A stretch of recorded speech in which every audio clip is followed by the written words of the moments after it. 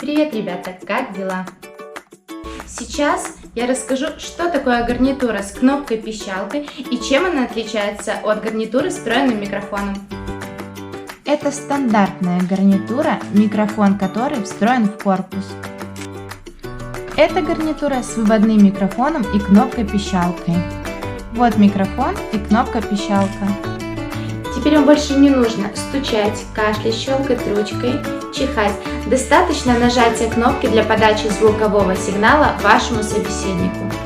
Например, один короткий сигнал – это «да», два коротких сигнала – это «нет», один длинный – это «повтори».